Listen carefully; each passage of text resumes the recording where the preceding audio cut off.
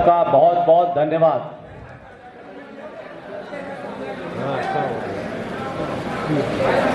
विश्व हिंदू परिषद के स्थापना दिवस पर आपने मुझे अपने बीच बुलाया, इसके लिए दिल से आपका बहुत बहुत शुक्रिया।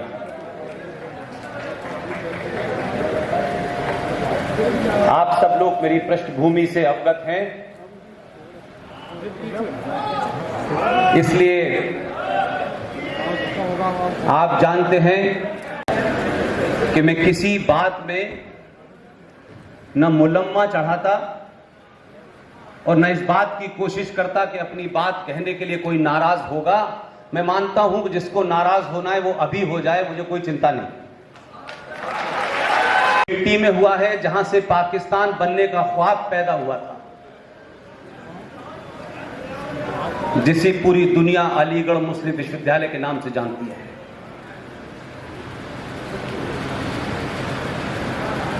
इसलिए मैं अपनी बात भावनाओं जज्बातों में कम करता हूं और तथ्य फैक्ट जो अवेलेबल हैं और कोशिश करता हूं कि जो बोलूं उसे मेरे मरने के 100 साल बाद भी कोई चैलेंज न कर सके।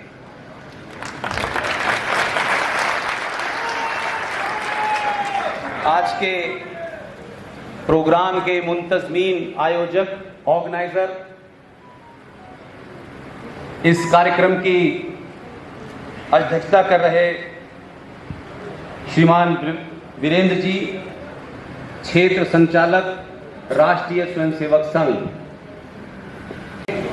मन के शब्द दो लोगों के लिए कहे। यह महज इत्तेफाक है कि मैं दोनों से मेरी लंबी लंबी बातचीत कई बार हुई उस पत्रकारिता के दौर में, और मंदिर आंदोलन में अगर मुझे कोई चेहरा याद रहता है तो स्वर्गीय अशोक सिंघल जी के सर पे से निकलता हुआ खून। मैं उस सीन को भूलता नहीं हूं। और अलीगढ़ के पास एक तहसील है अतरौली, और उस अतरौली में एक छोटा सा गांव है मढ़ोली। कई बार उनके घर गया मैं। अभी चंद रोज पहले उनका स्वर्गवास हुआ, श्रीमान कल्याण जी का। ये दोनों लोग, मुझे लगता था कि अगर सनातनी हिंदू समाज हर साल 2 भी ऐसे पैदा कर दे तो दुनिया की कोई ताकत आपको हिला नहीं सकती।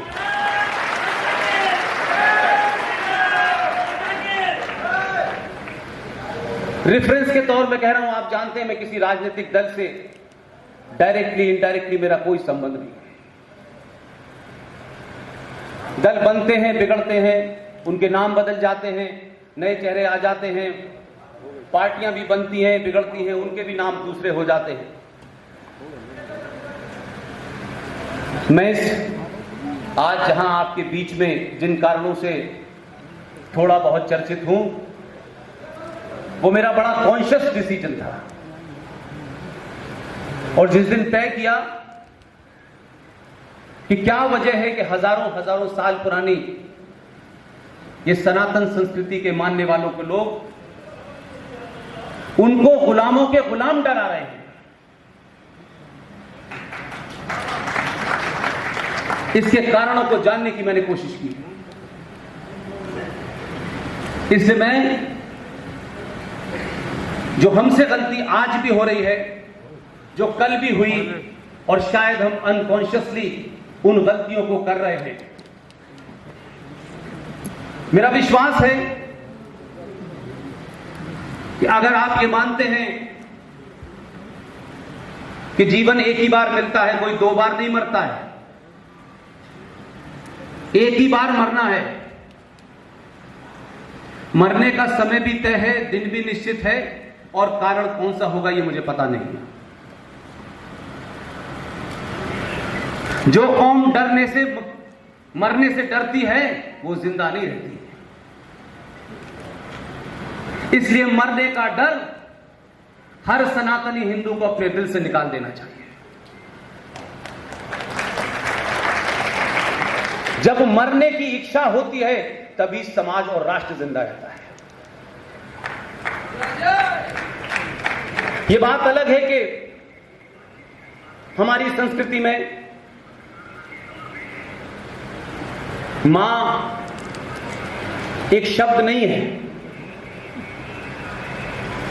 एक पूरी फिलॉसफी है। इसलिए आपसे जब भी कोई यह कहता है कि सिर्फ एक शब्द में दो चीज को बयान करो, सिर्फ एक शब्द ही काफी है। एक है दुनिया का सबसे बड़ा सच क्या है? दुनिया का सबसे बड़ा सच है मां। और वो मां जिसके गर्भ में आप 9 महीने रहते हैं, जिस दिन आप जन्म लेते हैं, 1-2 साल के बाद जब आपकी आंखें खुलने लगती हैं, वो मां जिस आदमी की तरफ इशारा करके कह देती है तुम्हारे पिता हैं, जीवन भर उस पर विश्वास करते हैं। इसलिए हमारी पूरी संस्कृति इसी के इर्द गिर्द है। इसलिए राजनीतिक लीडर आते हैं, चले जाते हैं, हर दौर में आएंगे, हर दौर में चले जाएंगे। कोई 19 साल रहा, कोई 16 साल रहा, कोई 10 साल रहा। लेकिन यह जरूरी नहीं है कि जो राजनीतिक नारे हों वो हमारे राष्ट्र के भी नारे हैं। इसलिए राजनीतिक लोगों ने बहुत सोच समझ के, वो मूर्ख नहीं थे। आपको अपने होने का बोध न हो, आपको अपने पूर्वजों का बोध न हो, आपके अंदर पुरुषार्थ न जगे, इसका खूब बेहतरीन इंतजाम किया गया। और उसका असर क्या हुआ कि आप जब आजाद हुए तो आजादी के 4 साल पहले और 4 साल बाद का थोड़ा सा उस दृश्य को आप समझें तो आज आपको लगेगा कि भारत माता ने जिस आदमी की ओर इशारा करके कहा कि ये तुम्हारा बाप है, वो नकली बाप निकला। वो बाप नहीं था हमारा, असली बाप थे हमारे। लेकिन सत्ता पे काबिज होने वाले लोगों ने भारत मां से कहा कि तुम कहो कि चाचा नेहरू और गांधी तुम्हारे बाप और चाचा हैं।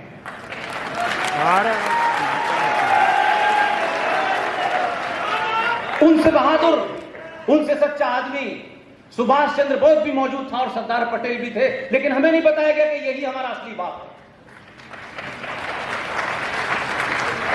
है। इसलिए जब आप इस झूठ और फरेब में पलते हुए 70 साल के सफर में जिस मोड़ पे पहुंचे हैं, उसके कारण को जरूर तलाशिए।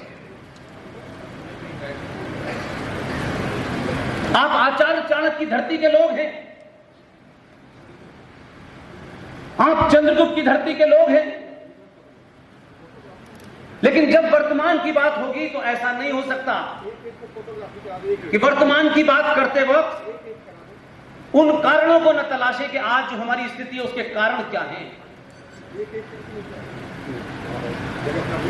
जिस बैकग्राउंड में यह देश तथाकथित तौर पे झूठ बोल करके आजाद हुआ, इतिहास की किसी किताब में यह डेट नहीं मिलती कि 15 अगस्त 1947 को भारत आजाद हुआ था। कोई किताब ने नहीं लिखा।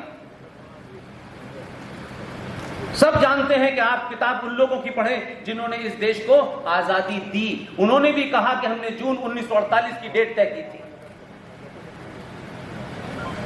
लेकिन कुछ लोगों को जल्दी थी। इसलिए यह दुनिया का पहला ऐसा देश है कि हम आज तक ये कहते हैं कि हमें आजादी मिली और आजादी ली के अंदर आपका चरित्र बदल जाता है।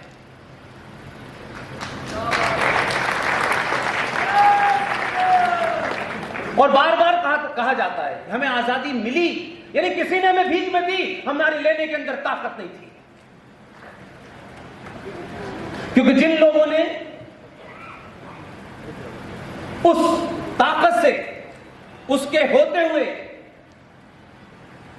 21 अक्टूबर 1943 को नॉर्थ ईस्ट के मोयान शहर में पहुंचने के बाद भारत की आजादी की घोषणा की, बैंक भी चलाया, करेंसी भी चलाई, और दुनिया के 9 राष्ट्रों ने, जिसमें उस वक्त यूएसएसआर, जिसे आज आप सोवियत यूनियन या रूस कहते हैं, उसने आपको मान्यता दी। मुझे याद है, ये जो आजकल आप टेलीविजन पे कुछ लोगों को गर्दन काटते हुए नजर देख रहे हैं, आपके पड़ोस के मुल्क से लोग भाग के आ रहे हैं। 20-22 साल पहले ऐसे ही एक सत्ता बनी थी, लोगों को मार करके, लूट करके। दुनिया के 2 देशों ने उसे मान्यता दी, लेकिन सबने मान लिया कि भाई 2 ने मान्यता दे दी तो मान लिया। लेकिन दुनिया के 9 राष्ट्रों ने आपको, सुभाष चंद्र बोस ने जब यह घोषणा की 21 अक्टूबर 1943 को कि भारत की आजादी की घोषणा मैं करता हूं, इसकी करेंसी भी जारी की, बैंक भी जारी किया और दुनिया भर के काम किए, लेकिन सत्ता के दलालों ने 1943 से 47 आते आते सुभाष चंद्र बोस को ही गायब कर दिया। आज कुछ भी छुपा नहीं है।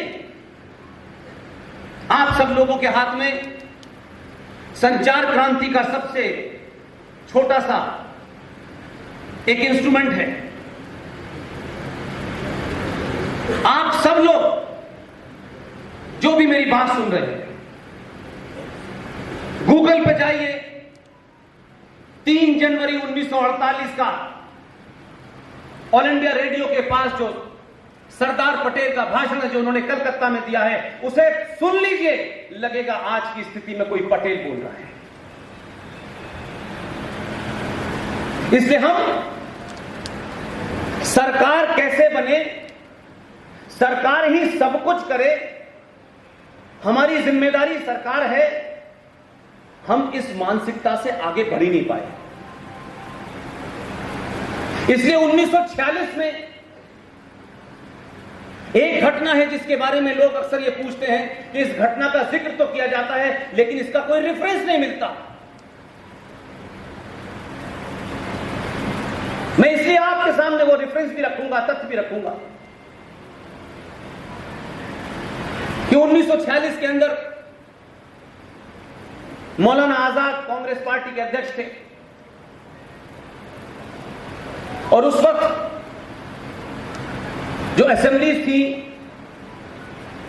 उन लोगों ने कांग्रेस पार्टी के अध्यक्ष के लिए गुप्त नाम भेजे, और यह तय हुआ कि जो नाम उन्होंने भेजे हैं वो इलेक्शन माना जाएगा। और क्योंकि कांग्रेस पार्टी का अध्यक्ष जो होगा वही प्रधानमंत्री बनेगा। ऐसा नहीं है कि हमारे पास चीजें नहीं है, हमने ढूंढने की कोशिश नहीं की, और जो दूसरे लोग थे उन्होंने छुपाने की पूरी कोशिश की। इसलिए मैंने अपनी जन्मभूमि का जिक्र किया। ट्रेनिंग सही जगह हो जाए तो फिर कोई संकट नहीं रहता। जेपी कृपलानी की किताब है महात्मा गांधी के ऊपर, और किताब ही नहीं लिखी उन्होंने, जेपी कृपलानी उस वक्त उसमें मौजूद थे और कार्यवाहक अध्यक्ष थे। पूरी घटना लिखी है कि प्रोविंशियल असेंबलीज ने किस तरीके से कांग्रेस पार्टी के अध्यक्ष बनाने के लिए जो अपने वोट दिए थे, उस पूरी प्रोसीडिंग को वो प्रिसाइड कर रहे थे। पेज नंबर 138 पर लिखा हुआ है, जेपी कृपलानी लिख रहे हैं कि जब वो वोट खुले तो पता चला अभी हम यहीं अंदर गुलाब के फूल वालों को एक भी वोट नहीं मिला है। अभी बताएंगे और गांधी जी के माथे पे बल पड़ गए। ये मैं नहीं कह रहा, जेपी कृपलानी कह रहे हैं। जेपी कृपलानी आरएसएस की सिंधु परिषद के सदस्य नहीं थे, तो उन पे आरोप लगा दो कि ये तो मनगढ़ंत कह रहे हैं। उसके बाद में गांधी ने नेहरू से कहा कि नेहरू तुम्हें एक भी वोट नहीं मिला है। तो एक स्वाभाविक है कि आपको भी ये पता चले तो थोड़ा चेहरे पे कोई अफसोस हो, लेकिन उन्हें अफसोस तो था ही नहीं। तो गांधी जी ने कागज लिखा, जेपी कृपलानी से कहा कि सरदार पटेल से कहो कि विड्रॉ कर ले। सरदार पटेल उनके लेफ्ट हैंड पे बैठे हुए थे।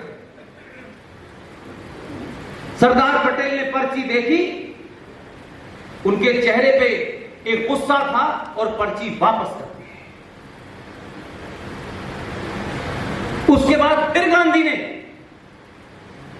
जेपी कृपलानी से कहा कि सरदार पटेल से इस्तीफा ले लो। जो बड़े पद के लोग होते हैं, जो किसी की बैसाखियों पे नहीं खड़े होते, वो बड़े स्वाभिमानी भी होते हैं। उसके बाद सरदार पटेल ने कोई प्रतिक्रिया नहीं दी और इस्तीफा ले लिया। और 1946 में एक आदमी ट्रांसफर ऑफ पावर के माध्यम से देश का प्रधानमंत्री बन गया। पूरी ब्रिटिश लाइब्रेरी में चले जाए, सारी पार्लियामेंट की डिबेट ओपन है आज की डेट में। उस सब में लिखा है ट्रांसफर ऑफ पावर हुआ है। लेकिन हम बार बार गीत गा रहे हैं, हमें आजादी मिली, हमें आजादी मिली। चाचा नेहरू ने और गांधी जी ने दिलवाई, बाकी सब बेकार थे। ये किसी के ऊपर कोई छींटाकशी नहीं है, मेरा उनसे कोई निजी झगड़ा नहीं है भाई। गुस्सा में इसलिए हूं कि गांधी जी ने क्या किया, नेहरू जी ने क्या किया, इसको थोड़ी देर के लिए छोड़ भी देते हैं। और बहुत लोग ये कहते हैं अंग्रेजों ने ये किया, वो किया, बहुत कुछ किया होगा, मान लिया थोड़ी देर। न मैं 47 में था, ना इसमें से बहुत सारे लोग 47 में होंगे। लेकिन इसी दौर में आज के युवा को, आपको और मुझे एक बहुत महत्वपूर्ण ऐतिहासिक मौका दिया है। यह ध्यान रखिए कि हर मंचों से पूरे देश के अंदर जो बहुत बहुत महान हैं, जिनकी बड़ी बड़ी मूर्तियां लगी हुई हैं, जरूरी नहीं है कि वो महान हो। अगर उन्होंने झूठ बोला है, जघन्य अपराध किया है, तो ध्यान रखिएगा, सच की एक प्रवृत्ति होती है, वो हजारों साल बाद भी निकलेगा तो पूरी ताकत के साथ बाहर निकलेगा। इसलिए मैं किसी के कहने से नहीं, मेरे एक साथी हैं इस सफर के, उनको पता नहीं मुझ पे क्या लगता था। मैं ठीक ठाक आदमी था, अच्छा भला काम कर। उन्होंने मुझसे कहा आप इस्तीफा दे दें। मैंने कहा घर चलाना है। बोले तुम ये काम कर सकते हो, कोई और नहीं कर सकता। मैंने कहा ये बात आप मुझसे कह रहे हैं, जो आदमी दो शब्द बोल नहीं सकता उससे कह रहे हैं कि ये काम कर सकता हूं। खैर मैं उनके ऊपर बड़ा यकीन करता हूं, आज भी हैं, गुरु भी हैं, दोस्त भी हैं, और मैंने इस्तीफा दे दिया। मुझे शुरू में कुछ लगता था कि ये मुझे नहीं करना चाहिए, लेकिन आज मैं कहता हूं इस 56 साल की उम्र में अगर कोई सही फैसला लिया तो वही फैसला सही। मैं नहीं जानता था कि आपके बीच में इतना झूठ, इतना फरेब, इतना फ्रॉड किया गया है कि हमारे यहां आज भी हमारे सबकॉन्शियस के अंदर बार बार एक चीज रटाई जाती है। इसलिए मैंने कहा कि दुश्मन कहीं बाहर नहीं है, आपके अपने बीच में है। सारे धर्म बराबर हैं। जब सारे धर्म होंगे तब बराबर होंगे।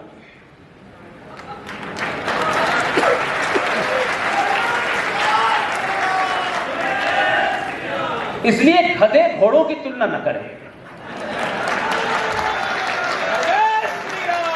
और ये बात जिनको बतानी चाहिए थी उन्होंने या तो जानबूझ के नहीं बताई या वो जानते नहीं।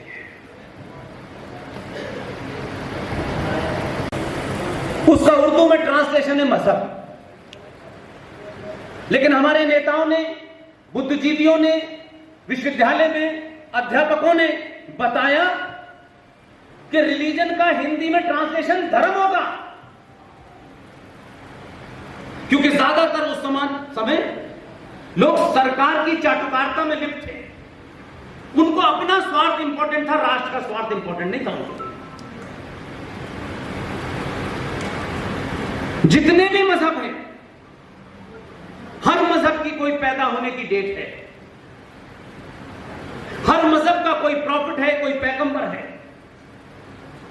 उसके भी पैदा होने की डेट है। सनातन के पैदा होने की ना कोई डेट है, ना कोई किताब है, ना कोई पैगंबर है। जब से ये सृष्टि है, अनंत अनंत काल से, और जब तक ये रहेगी, एक ही धर्म था, एक ही है, एक ही रहेगा, जिसका नाम सनातन है। सर थोड़ा सा लगा। और ये भी प्रकृति का नियम है। वो कितना भी बड़ा राजा हो, कितना भी गरीब आदमी हो, ये भी सच है कि जो पैदा हुआ है वो मरेगा। इसलिए एक साहब आए थे, मुझे एक बड़ा सा मूर्ति दी गई है।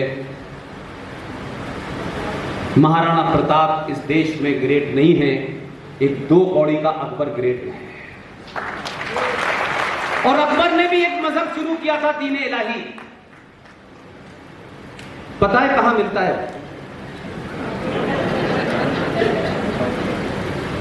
इसलिए सच को सच कहने की ताकत रखिए। फिर एक दूसरा फ्रॉड चलाया गया, Islam is a religion of piece.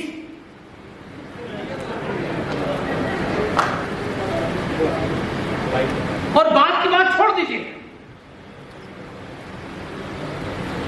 जिस मजहब का पैगंबर प्रॉफिट मोहम्मद साहब, उनके दामाद को मस्जिद में फजर की नमाज में कत्ल करने वाला मुसलमान, प्रॉफिट मोहम्मद की बेटी फातिमा का कत्ल करने वाला मुसलमान, उनके नवासों का कत्ल करने वाला मुसलमान, लेकिन प्रचार किया जा रहा है रिलीजन ऑफ पीस। और उसमें कोई रामलाल श्यामलाल नहीं थे, हमारी जात का कोई आदमी शामिल नहीं था उसमें। और मारते वक्त जब उनका कत्ल हो रहा था तो कलमा पढ़ पढ़ के मारा जा रहा था, नारे तक भी अल्लाह अकबर कह के मारा जा रहा था। भाई, जो लोग हमारे दामन पे दाग लगाने की कोशिश करते हैं उनको पता नहीं है। और आप शायद इसलिए सुन लेते हैं कि आपको अपने इतिहास का ज्ञान नहीं है। जिस सिंध का जिक्र कर रहे थे आपके मॉडरेटर साहब, वो सिंध भले ही हमारे पास ना हो, लेकिन उस सिंध की जब उस सिंध का जिक्र आएगा, भले ही उसके ऊपर कोई इस्लामिक राज्य बन गया हो, कोई पाकिस्तान बन गया हो, उस सिंध का जिक्र आएगा तो राजा ताहिर सेन जो हिंदू राजा था उसका जिक्र आएगा। आपको नहीं बताया गया, इसलिए मैं आपको सिर्फ बीच बीच में छोटी छोटी बात बताता हूं ताकि आपको अपने पूर्वजों का एहसास हो कि आप कौन थे। पाकिस्तान के इलाके से चलकर एक आदमी, पाकिस्तान तो बहुत बाद में बना, मीर कासिम सिंध पे हमला करता है। प्रॉफिट मोहम्मद के खानदान के जितने भी बचे हुए लोग थे उनको अपने राजमहल में बचाने के लिए राजा ताहिर सेन ने रखा, और जब तक बचाया जब तक उसके सीने में जान रही। वो लोग हमसे सवाल पूछ रहे हैं, जिनके प्रॉफिट के खानदान को हमने बचाया हम काफिर हो गए, और जिस मीर कासिम ने मारा वो उनका वली अल्लाह हो गया। कुछ तो शर्म करो यार। इसलिए आप गलत इतिहास मत पढ़िए, गलत बातों को मत जानिए। एक नहीं, हमारे लोगों ने हजारों जघन्य अपराध किए। इसलिए मैं उन अपराधों का बोध बार बार इसलिए करना चाहता हूं कि जब आप ये बात बोलें तो तथ्यों के साथ, फैक्ट के साथ, रेफरेंस के साथ बोलिए। ये 2021 का भारत है, और जब शायद आपको इस बात का बोध नहीं था, तब भी दुनिया वाले लोग 1947 के इंडिया से आपको नहीं जानते थे। आपके पुरुषार्थ को लोग जानते थे, ये हजारों साल पुरानी सभ्यता है। वो सब जानते थे कि हम इनसे चुरा के लेके गए हैं। उन्होंने कभी झूठ नहीं बोला। उन्होंने साफ साफ कहा 21वीं सदी भारत की होगी। 21वीं सदी भारत की होगी, इसका मतलब यह नहीं है कि तमाम सनातनी चद्दर ओढ़ के लेट जाए कि अब तो होगी, हमें क्या करना है। वो बोध करा रहे हैं आपको। और जब उन्होंने ये कहना शुरू किया था तब मोबाइल नहीं आया था। आज मेरे और आपके बीच में अगर कोई माध्यम था तो उसी 21वीं सदी का एक छोटा सा इंस्ट्रूमेंट जिसे मोबाइल कहते हैं। इसने इस देश में, पूरी दुनिया में फ्रॉड लोगों को एक्सपोज कर दिया है। इस संचार क्रांति ने आपके मन के अंदर सच बोलने की हिम्मत, यही वजह है कि जब कल्याण सिंह जी का जिक्र होता है तो मुझे एक ही बात याद आता है, जिसको आपके मॉडरेटर साहब ने दोहराया, कि देश और राष्ट्र के अंदर अगर आप फर्क करना नहीं सीखेंगे या उसको तथ्यों पे नहीं समझेंगे तो आप सही निर्णय नहीं ले पाएंगे। कल्याण सिंह भारत के इतिहास का पहला वो शख्स हैं जिन्होंने देश की ड्यूटी निभाते हुए राष्ट्र की जिम्मेदारी निभाई। और जब उनके सामने यह तय हुआ कि राष्ट्र को चुनना है या देश को चुनना है तो उन्होंने राष्ट्र को चुना। जब बताएंगे मैं जब निकलेंगे यह कहने के लिए कि मेरे लिए गोली मैं नहीं चलाऊंगा और राम मंदिर के लिए मैं अपनी कुर्सी को लात मारता हूं, यह बताता है कि राष्ट्र महत्वपूर्ण था उस आदमी के लिए, देश नहीं। इसलिए चाटुकार लोग बहुत हैं। एक दिन के लिए भी इस उत्तर प्रदेश में मुख्यमंत्री बने हैं लोग। किसी तरीके से मरने से पहले भूतपूर्व मुख्यमंत्री लग जाए, चाहे कि वो अभूतपूर्व हो जाए। ये बीमारी है हमारे समाज में। मुझे खुशी है कि इसी प्रदेश का एक मुख्यमंत्री जो वर्तमान में लखनऊ में है, बहुत बारीकी से चीजों को समझिए। सत्ता पर बैठने वाले लोग संविधान की शपथ लेते हैं। यहां तो सरकारी नौकरी जरा सी मिल जाए किसी को तो इतने अपोलोजिस्टिक हो जाते हैं कि घर में बीबी से भी सच नहीं बोलते। नहीं, मैं सरकारी कर्मचारी हूं, मैं ये नहीं कर सकता।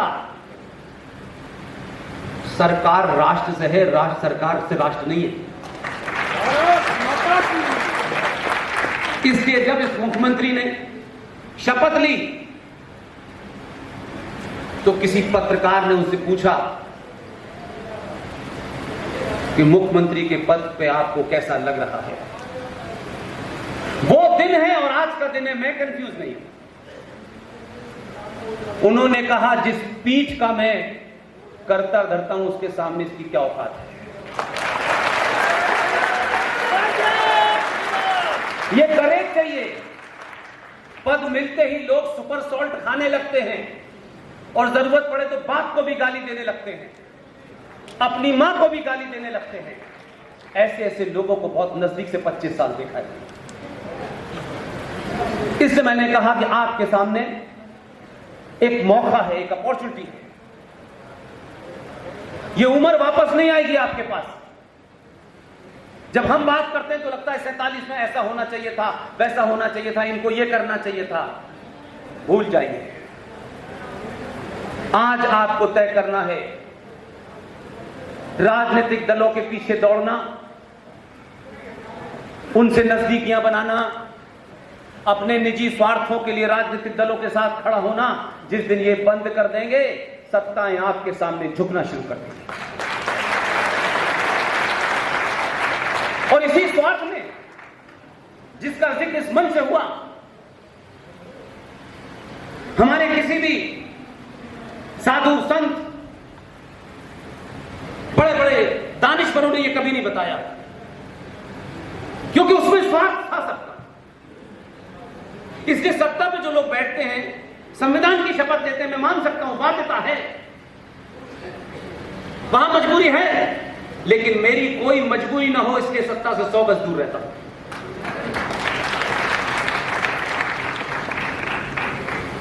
लिहाजा जब भी कोई बात होगी, देश असुरक्षित है, देश खतरे में है, ये देश खतरे में नहीं है, एक सेकंड के लिए भी नहीं। देश क्या समझते हैं आप? देश एक जमीन के टुकड़े को कहते हैं, एक टेरिटरी को कहते हैं, जिसे आप कहते हैं काराकोरम से कन्याकुमारी तक, गुजरात से लेकर के आसाम तक, यह बाउंड्री है। इसकी रक्षा के लिए सेना रखी गई है। एक सरकार है जो संविधान से चलती है, उसी देश का आएंगे, जुडिशरी है, पुलिस है, तमाम व्यवस्था है, ये देश के अंग हैं। देश कई बार टूट चुका है, लेकिन राष्ट्र नहीं टूटा है। इसलिए राष्ट्र क्या है? लोग इसमें बहुत कंफ्यूज होते हैं। राष्ट्र क्या है? राष्ट्र बताऊं, आपके इस प्रोग्राम में जब मैं आया तो यहां मंत्रों का उच्चारण हो रहा था। ये जो दीप है, इनकी प्राण प्रतिष्ठा की गई। ये जो शंख बज रहे थे, ये राष्ट्र की पहचान है, ये हिंदुस्तान की पहचान है। राष्ट्र आपके मूल्य, परंपराओं, आस्थाओं से चलता है। राष्ट्र को बचाने की जिम्मेदारी समाज की होती है। देश को बचाने की जिम्मेदारी आर्मी की होती है, और देश में व्यवस्था कैसे चले, इसकी जिम्मेदारी इन भाइयों की है। ये किसी मैंडेट के तहत काम करते हैं, लेकिन समाज जब कायर और डरपोक और लालची हो जाता है, तो स्टेट यानी देश कैसे आपकी मान्यताओं और परंपराओं के अंदर इंक्रोचमेंट करती है। इसलिए हम दुनिया के वो बदनसीब 100 करोड़ हिंदू हैं, कोई देश मुझे नहीं मिलता, और आप में से किसी को मिल जाए तो मुझे जरूर बताइए। हम 100 करोड़ हैं, ये गिनती है इसलिए बता रहा हूं, किसी को डराने के लिए नहीं बता रहा। आप 100 करोड़ होने के बावजूद भी, बहुसंख्यक समाज होने के बावजूद भी, इस देश की अच्छी बुरी 50 खामियों के साथ यह संविधान हो सकता है। इन्होंने नौकरी ज्वाइन की होगी 10 साल पहले आजाद भारत में, इन पुलिस वालों ने। इन बेचारों को नहीं पता है कि 1860 के कानून से इनको गवर्न किया जा रहा है। इनकी मजबूरी देखिए, कोई धर्म और मजहब परिवर्तन करते हुए कोई पकड़ में आ गया, ये पकड़ लाते हैं दबाव में, कुछ समाज का दबाव, कुछ जो उत्तेजना तक स्थिति हो जाती है उसके कारण बेचारे ये पकड़ के लाते हैं। लेकिन जब ये ढूंढते हैं कि आईपीसी में कौन सी धारा में गिरफ्तार करूं, तो इनके पास धारा नहीं है, क्योंकि ये जिस एक्ट से गवर्न हो रहे हैं वो 1860 का एक्ट आज भी लागू है। हम कहते हैं हम आजाद हैं। एविडेंस एक्ट 1861 है। भारत में कोविड आया है, कोविड कोविड कोविड पूरा देश चिल्ला रहा है।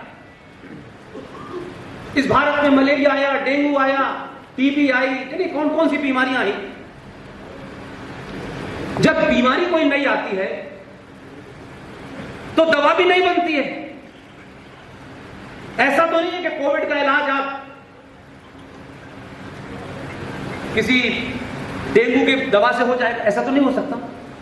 तो जब बीमारी आती है तभी दवा बनती है, इसकी दवा खोजी जाती है और दवा आने के बाद फिर वो बीमारी रुकती है।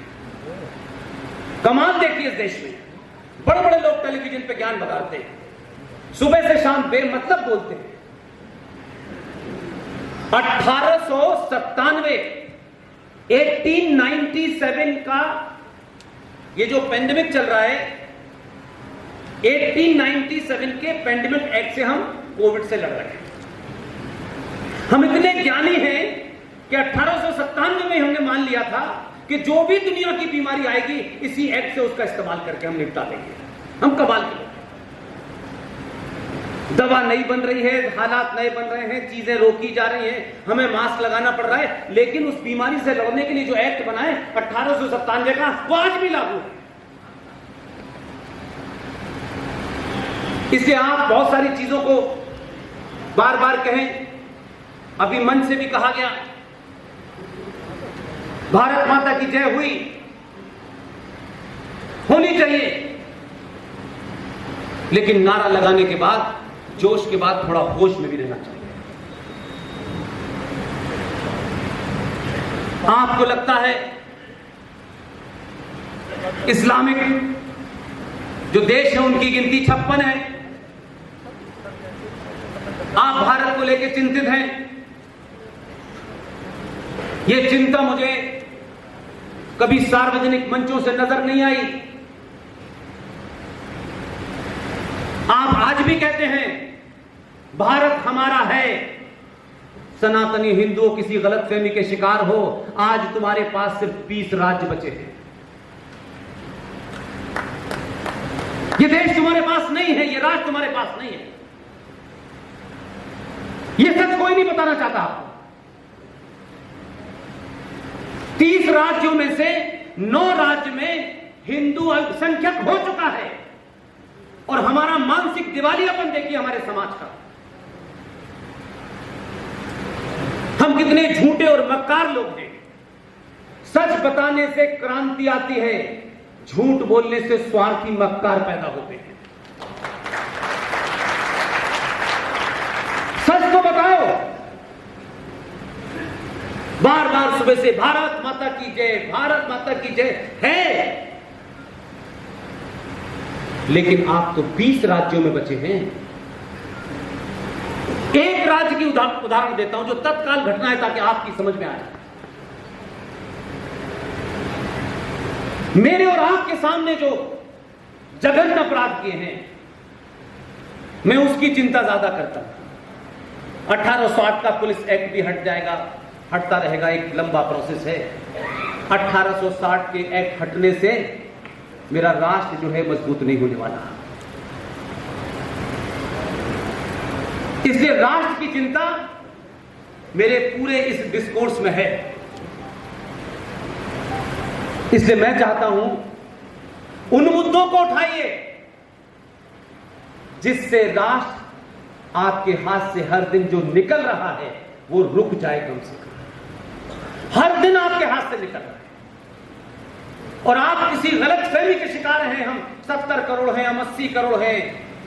गिनती से कुछ हो रहा होता तो बात ही अलग है। आपने हर प्रयोग करके देख लिया, ये ब्राह्मण है, ये ठाकुर है, ये फलाना है, ये ढिमाका है, ये दलित है, सारे प्रयोग कर लिया आपने।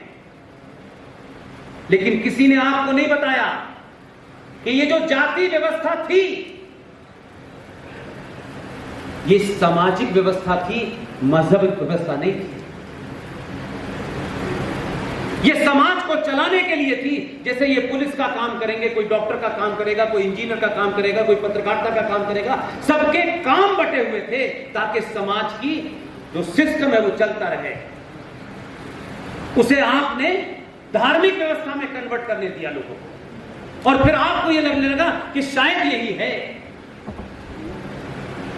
और आपके पास एक नहीं हजारों कारण है। हमारी जो संस्कृति है, हम सब जानते हैं कि मर्यादा पुरुषोत्तम राम क्षत्रिय थे। उन्होंने उस रावण जो कि ब्राह्मण था उसका वध किया था। हमारी संस्कृति में कर्म और त्याग महत्वपूर्ण होता है। इसलिए आज दुनिया का कोई ब्राह्मण कहीं रहता हो, वो उच्च कोटि का हो, किस कोटि का हो, उसमें नहीं जाना चाहता। मैं वैसे भी इस मामले में बहुत कमजोर हूं। आज भी भारत का ब्राह्मण मर्यादा पुरुषोत्तम राम को अपना आदर्श मानता है। इसलिए यह मत कहिए कि हम जिस व्यवस्था की बात कर रहे हैं, ये जो झूठ बोला गया ब्राह्मणों ने दलितों पर अत्याचार किया है, वे पॉलिटिकल नैरेटिव को आपने अपना नैरेटिव बना लिया। अंग्रेज रहे 200-250 साल, उससे पहले मुगल रहे, ब्राह्मणों के पास कहां सत्ता थी भाई? कहां अत्याचार कर दिया हमने? और अगर हम अत्याचारी थे, आज की डेट में ओबीसी और दलितों की बात अगर की जाए, हम इतने ही बुरे थे और ब्राह्मण को इतनी ही नफरत थी दलित से, तो वाल्मीकि रामायण हर के घर में रखी हुई है। वही अंतिम है, वही पूजी जाती है। इसलिए यह नहीं कह सकते कि जिन नैरेटिव्स को आपने सुन लिया है, आप उन्हीं नैरेटिव को चला रहे हैं। इसलिए जो काम जिसका था वो नहीं किया ईमानदारी से, और बिचौलिए बीच में आ गए। उस कारण आज तक आपने 70 सालों में अपने सीने पे हाथ रखिए, अपने स्वार्थों से ऊपर उठिए और एक बार सोचिए कि आपने कब हिंदुस्तान में सत्ता चुनते वक्त ब्राह्मण, ठाकुर, दलित, अपर कास्ट, लोअर कास्ट, महादलित, गैर पिछड़ा, यही सोच के आपने वोट दिया 70 साल तक। इसलिए अगर सुधार शुरू हो गया है तो दोबारा से कुछ लोग उस एजेंडे पे ले जाना चाहते हैं। उनसे चेतन रहिए, उनसे अलर्ट रहिए, सावधान रहिए। बहुत सारे लोग अपने पॉलिटिकल डिस्कोर्स में कहते हैं कि 2014 में हिंदूवादी सत्ता में आए। आधा सच है। 2014 पैदा इसलिए हुआ कि आपने पहली बार सनातनी हिंदुओं के वोट दिया।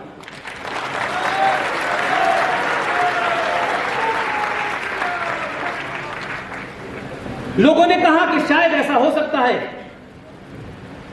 एंटी इनकम्बेंसी हो गया हो, लोग परेशान हो गए हो। जितना जोर से आपके ऊपर आरोप लगाया गया, क्योंकि हमारे बारे में, हमारे समाज सनातनियों के बारे में कहा जाता है ये बहुत जल्दी में है, सब कुछ अभी चाहते हैं, एक ही दिन में चाहते हैं। शायद ये देश जिन परिस्थितियों में घिरा हुआ है, जिन संकटों में घिरा हुआ है, उसमें न चीन इसका कुछ बिगाड़ सकता है, न पाकिस्तान बिगाड़ सकता है, न बांग्लादेश बिगाड़ सकता है, न अफगानिस्तान बिगाड़ सकता है, क्योंकि उस विदेशी ताकतों से कहीं ज्यादा 1000 गुना इस देश के अंदर गद्दार है। इस देश को आंतरिक खतरे हैं, आंतरिक दुश्मनों से खतरा है। उसको आप कोई पॉलिटिकल रंग देते, मैं रंग नहीं देना चाहता। आपने मिग खरीदा, मिराज खरीदा, अभी हाल में आपने राफेल खरीदा है। क्या 100 करोड़ हिंदू इस देश के ये नहीं कह सकते अपनी सरकार से? क्या इसके लिए कभी सड़कों पे आप नहीं आ सकते कि फ्रांस से आपने पैसे लेकर के राफेल खरीदा है? जो फ्री में उन्होंने जिहादियों के खिलाफ कानून बनाए वो तो ले लो यार, वो फ्री में मिलेगा, बगैर पैसों के मिल रहा है। इसलिए राफेल भारत देश को बचा सकते हैं, राफेल भारत राष्ट्र को नहीं बचा सकते।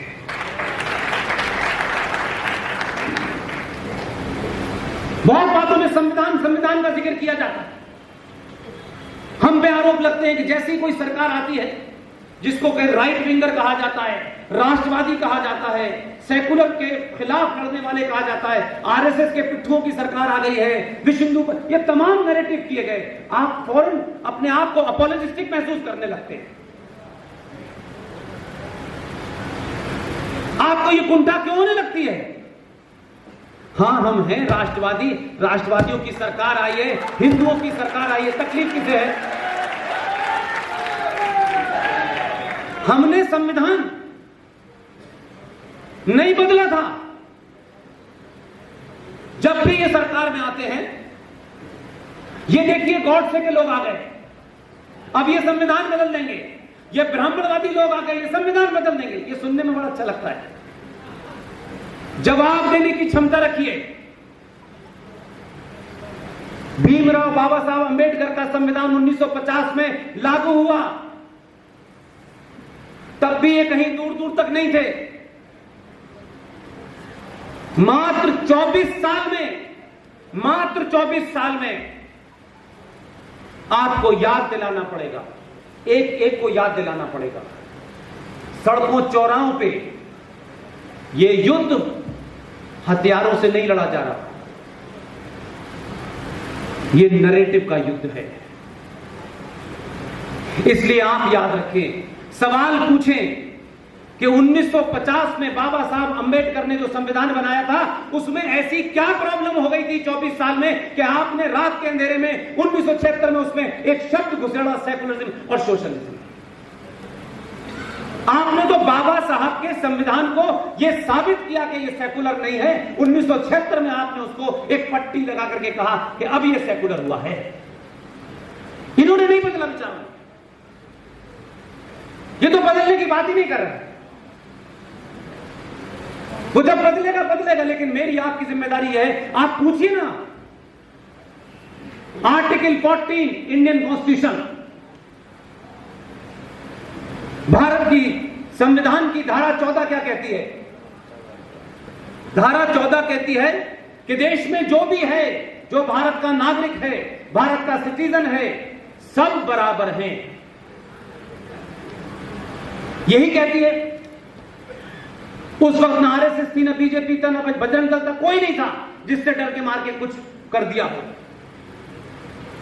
जब आपने भारत के संविधान में धारा 14 दे दी और कह दिया कि सब बराबर हैं, और ये उस वक्त की बात है कि जिन्हें हम बराबर कह रहे थे, उन्होंने 11 लाख लोगों को मार करके पाकिस्तान बनाया था और वो यहीं रह गए। लेकिन आपने क्या किया? ये सवाल सबको पूछना चाहिए। जो भी पढ़े लिखे लोग हैं, स्कूल में हैं, यूनिवर्सिटीज में हैं, डिबेट तो करें, लोगों से बातचीत तो करें भाई, कि हर आदमी संविधान से बना हुआ है, हर आदमी अपने उस दायरे में बना हुआ है कि हम बात ही नहीं करेंगे। तो जब आपने धारा 14 दे दी, तो फिर धारा 30 कैसे आ गई इसके अंदर? धारा 30 क्या है? आप सोचिए कि वो जो लोग हैं जिनके बारे में आप बात करते हैं, ये इतने बड़े भस्मासुर बने कैसे? आपने बनाया है, हमारी चुप्पी ने बनाया है, हमारे मक्कार लीडर्स ने बनाया है। ये उसमें आर्गुमेंट दिया गया, एक तो वो जो मक्का में पैदा हुए थे, निहायती मक्कार, नंबर 1 का जाहिल, ना स्कूल में गया, ना कॉलेज में गया, ना विश्वविद्यालय में गया, लेकिन इस देश के एक विजनरी प्रधानमंत्री को, जिसके पास डॉक्टर राधाकृष्णन जैसा आदमी हो, जिसके पास डॉक्टर राजेंद्र प्रसाद जैसा आदमी हो, आजाद भारत में यह कलंक हम सबके माथे पे है। आजाद भारत का पहला शिक्षा मंत्री मक्का में पैदा हुआ 1888 में। 1902 में उनके वालिद साहब उन्हें बंगाल लेके आ गए। 1906 में मुस्लिम लीग बनी। कहीं नहीं गया सिवाय मदरसे के। वहां पे वैसे भी पढ़ने का तरीका हिल हिल के पढ़ते जिससे कोई चीज रुकती नहीं है। 98 तक जब तक उनको मरहूम नहीं हुए तब तक बने रहे। पूछा नहीं किसी ने कि भाई ये तो बताओ यार, कुछ तो पढ़े लिखे हो, आजाद भारत के शिक्षा मंत्री बन रहे हो, या तो अकाल पड़ गया हो भारत में पढ़े लिखे लोगों का? ऐसा तो नहीं था। ताज्जुब यह है, वहां से लेके अब तक वो 14 में फुल स्टॉप लगा है। 6 मुसलमान भारत के शिक्षा मंत्री रहे। कुल मिला के 70-72 सालों में 30 साल। लेकिन फिर भी कहते हैं कि मुसलमान शिक्षा में बहुत पीछे हैं। शिक्षा में पीछे नहीं है। ये जहालत की टोपी जब तक नहीं उतरेगी, एंटीना ठीक नहीं होगा।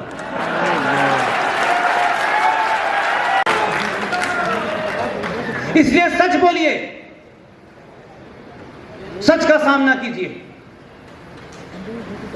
और आप तो इतनी जल्दी में हैं, 1000 में से 700 ईमेल ऐसे आते हैं, मोदी तालिबानों पे हमला क्यों नहीं कर रहा है? मैंने कहा ज्यादा खाना खा लिया क्या? अब आप सोचिए, हम इतनी जल्दी में हैं कि पूरी दुनिया की समझ में नहीं आ रहा है। लेकिन हमारे यहां जो बेचारा ईमेल हमको करता है, वो कहता है आप मोदी से बात करिए, जैसे मोदी मुझसे बात करने के लिए बैठा बेचारा। हम तालिबान को भी समाप्त कर देना चाहते हैं, कश्मीर भी ले लेना चाहते हैं। ऐसे लग रहा है घर में कोई कटोरी प्लेट लेनी है हमको। इसलिए अपनी ताकत को अननेसेसरी जाया मत कीजिए। आपने कम से कम 700-800 सालों के बाद आपने अपने होने का एहसास किया है। इसलिए जैसे ही आपको एहसास हुआ कि हम कौन हैं, आपने गुलामों के गुलामों की गाली सुनी। आपके ऊपर तो गुलाम वंश भी यहां राज करके चला गया। और कुछ भी नया नैरेटिव नहीं देना है। यह अगस्त का महीना अभी खत्म नहीं हुआ। 21 तारीख की डेट मुझे याद है, 1921। मुझे पता नहीं आप में से कितने लोगों को याद हो कि नहीं होगी। टर्की के अंदर एक मूवमेंट चल रहा था, उसका नाम था खिलाफत मूवमेंट। अब आज तक मेरे दौर में मैं देखता हूं कि सनातनियों की पीढ़ी कंफ्यूज है। वो खलीफत था। खिलाफत खलीफा से निकलता है, और खलीफा जो है वो सीधे प्रॉफिट का नॉमिनी होता है, अल्लाह का नॉमिनी होता है। टर्की में यह चल रहा था। हमारे देश में एक मूर्ख राजा, जिनको कुछ पता नहीं था, 2 मक्कार मुसलमान, वो आए और गांधी जी को समझा दिया। गांधी जी की कुछ समझ में आता था नहीं।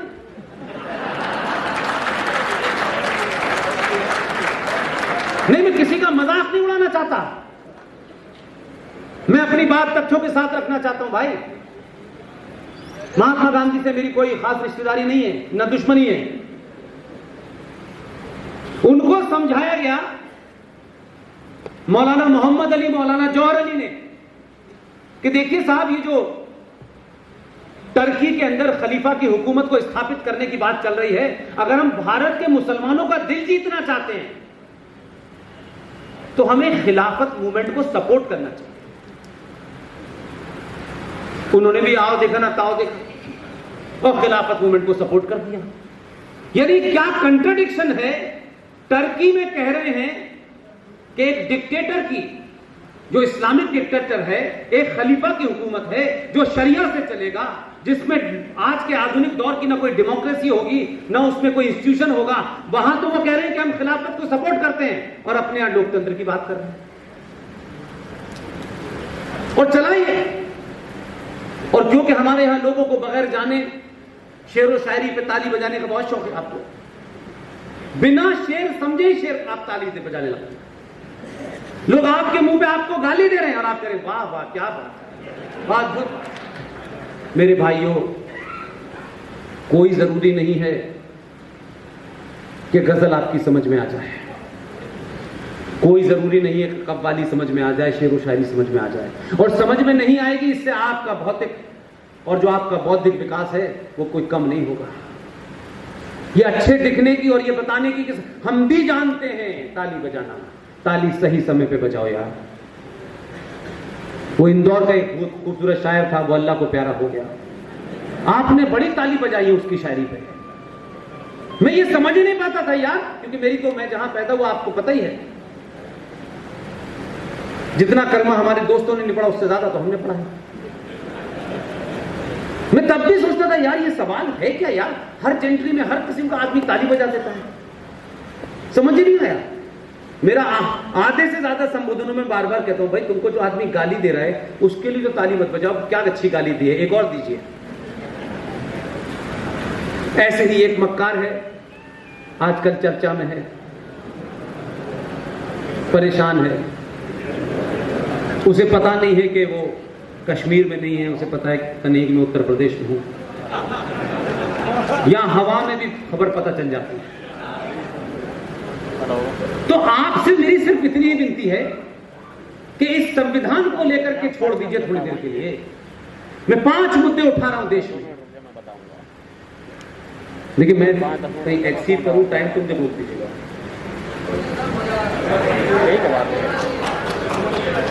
आपने धारा 370 का नाम सुना था? कोई इस देश में ऐसा ना आदमी नहीं होगा जिसने धारा 370 ना सुना हो। 370 370 370, बहुत सारे लोगों ने अपने मकान के नंबर ही 370 रख लिए कि कब खत्म होगी। धारा 370 इतनी महत्वपूर्ण धारा नहीं थी, इतनी खतरनाक धारा नहीं थी। इसलिए हमेशा राजनीतिक लोग क्या करते हैं कि बड़ा कुकर्म छुपाना हो, बड़ा अपराध छुपाना हो तो एक हल्के से अपराध को बड़ा बना दो। धारा 370 तो पूरे देश में लागू, उसमें से एक आध रिलैक्सेशन कश्मीर को और दे दिया था कि आपका अपना संविधान होगा और पार्लियामेंट के कुछ क्लॉज आप पे लागू नहीं होंगे।